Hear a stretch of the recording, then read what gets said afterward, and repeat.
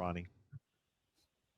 Hey, Clay, I don't think there's anything wrong with what Don's doing in D.C.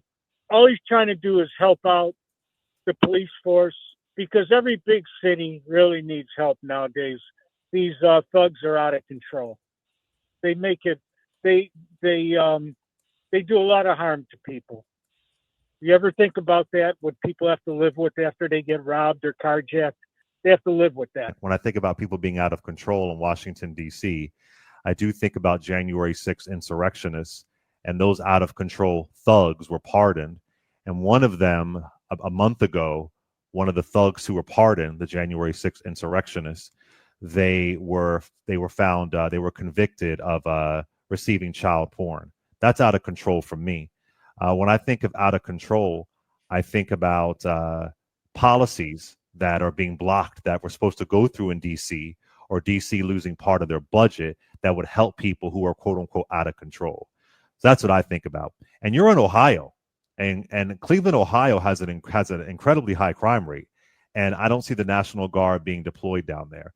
So if you, Ronnie, think that the reason why Trump is bringing the National Guard, and according to all the data, residents do not want him there. We have a DC resident here now. They don't need the National Guard there. They want services, they want statehood, they want wraparound services for young people. That would be a way to help people. But instead, Trump is creating chaos across the board, which I think is out of control. That's not what a leader does. Go ahead, Richard. I was going to ask a caller. So he said he's calling from Cleveland. Is that right, caller? Ohio. He said, I don't know if he's in Cleveland. Well, Where no, are you, Ronnie? I'm on the outskirts of Cleveland, a few miles from downtown. Got it. So you're a few miles from downtown. And let me get this right. Like, your city council controls, where your stop signs go, where your stoplights go, how your schools are funded, right? Yes. How would you feel if Jasmine Crockett controlled where your stop signs went? Oh, I wouldn't agree with that. Okay, so why? Well, that's what's happening to the District of Columbia. Like right now, Mike Johnson and House Republicans are controlling the $1.1 billion of our tax dollars, not your tax dollars, District of Columbia property tax dollars, and how we spend them are being controlled by people who do not live here. You would have a problem if Jasmine Crockett controlled your money. Don't you think? You understand why we're upset that like Mike Johnson is controlling what's happening to our money, right? I can understand that. Okay.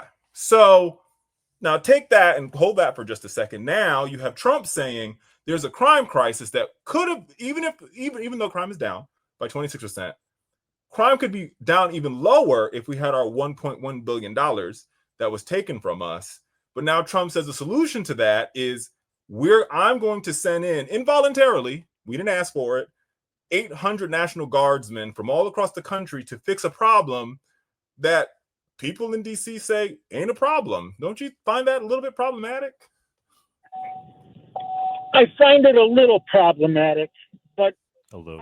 all I'm saying is that I just see crime all over the place. Every day on the news, there's just bad crime. And that's just Ronnie, have you ever been to Washington, D.C.? Yes. Did you get robbed? Did you see crime when you were here? Get robbed? Did you get carjacked? Did you make it out? No, I was a young boy back then. I was young. So you never even been to D.C. as an adult. I've been to D.C. more times than I could count. Ronnie, is it possible that what you're seeing on the news may not be accurate? What if we told you that what you may see on the news, whatever news you're watching, do you watch Fox News a lot? No, I don't. No, I do not. Oh. What I'm saying is that I know that. What do you watch? What do you watch? I watch all kind of different channels, but I try to stay away from Fox News. Well, Ronnie, I just want to make this point because I think the language you use is problematic. Because listen, we're celebrating the 20th anniversary of Hurricane Katrina, and there's a lot of documentaries talking about what happened in Katrina and what didn't happen, and the language of like thugs and hoodlums, and they were taking over the city. And what you find now, 20 years later, in retrospect, is the people who actually went into some of those grocery stores, they were actually doing that for survival because the government, our government, failed them. They didn't give them water. They didn't give them food. And so those people who were labeled thugs in the moment were actually doing what they needed to do to survive.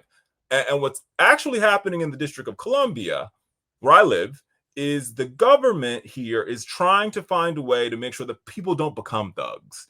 And what they're doing is through the rec centers, through the public schools, through early intervention, they're really trying to find young people where they are, meet them where they are, and get programs to make sure they never even go down the road of thinking about crime, right? And they're using our tax dollars to do that, and they're being stalled in that process. One, because we don't have statehood and we can't appoint local judges like you can in Ohio, right? We can't prosecute crimes because that's also controlled by the federal government because we're not a state. And number three, the Congress, whenever it feels like it, can just take money from our budget that's going to ensure that there never are people that commit crimes. So there's a lot of problems here. And what I think you see happening is the Trump administration, in an attempt to solve crimes, they're actually protecting property instead of really trying to help the American people become prosperous. And that's what's problematic about this moment, if that makes any sense. Yeah, Ronnie, now that we've had this conversation with you, just lastly, homicides are down by more than 10% in D.C., robbery by almost 30%, carjackings are down by nearly 40%. Now that we've broken this down to you, and Richard also broke down how you, of course, wouldn't want Jasmine Crockett telling you where stop signs should go and so. And now we're seeing that in D.C. with Speaker Mike Johnson and other folks in the House. Now that we've broken that down for you, do you understand why having Donald Trump deploy the National Guard from all over the country to Washington, D.C. was a bad move, and why D.C. residents are unhappy? Now do you get it? Now they're giving you all this context and data and facts? Yes, and you swear by all that data that that's all true. Everything's down. Like all those things you named are all down. Yeah, brother. You can go to mpdc.dc.gov. I mean, and once again, there are cities that have higher crime rates in red states than Washington, D.C. I mean, I'm sure if you watch the news, I'm sure you've heard this, the National Guard is not being deployed. I mean, I have no reason to lie to you. I'm from Philadelphia, and I don't want crime anywhere. But now that we've broken that down, so yes, those stats are correct. Now do you concede, with those stats that we've given you being correct, that it was not a good idea for the president to deploy the National Guard and for him and the Republicans in the House to try to take over Washington, D.C.? So stats are correct. Do you agree now? No, that wasn't a good idea. It's not helping. I'm pretty much on board with what you're saying. Do you believe that we're going to be seeing it in other cities also, that he'll be doing the same thing in the other cities? Oh, I mean, I think he's going to call out Philadelphia. He called out Philadelphia has a record low crime rate. But I don't think we're going to see it in red states, only in cities that have blue governors and blue states. That's the trick. Will you see it in Jackson, Mississippi? Will you see it in Baton Rouge, Louisiana? Will you see it in Wichita, Kansas? Will you see it in Anchorage, Alaska, which has a high crime rate? No, that's what is shaky and disturbing. Go ahead, Richard. And I think, caller, to the point that Clay is making here, in all of these cities, what you see these mayors and the local people living there doing is actually something rather remarkable. Is they're taking it on themselves to heal their cities, even though there's been decades of disinvestment. Take the city of Baltimore, right, with Mayor Brandon Scott and the people who live there. They're saying, we're tired, even though there's been trade. Where I agree with Donald Trump is there have been trade deals that have betrayed the American worker, and they've betrayed cities like Baltimore and Detroit. But in Baltimore, the people are saying, screw all of that. We're going to fix our city ourselves. And as a result, juvenile fatal shootings are down 71%. But what they're doing in Baltimore, instead of just putting more troops or putting more police on the streets, is you have members of the community going door to door, knocking on people's doors saying, hey, brother, we think you might be likely to get shot. You might be likely to commit a crime. What can we do for you with all the resources that we have to ensure you don't even go down that road? Can we help you get in a job training program? Can we move you to another neighborhood? Can we put your kids in a better school? What can we do to help you? And what they're finding out is if you help these people, if you reach out to them and you give them some straps for their boots, guess what they'll do? It's something remarkable. They'll pull themselves up by their bootstraps. And that's actually working. It's working in Baltimore. It's working in Chicago. It's working in Detroit, a city that their homicide rate is so low, it's lower than it's ever been reported.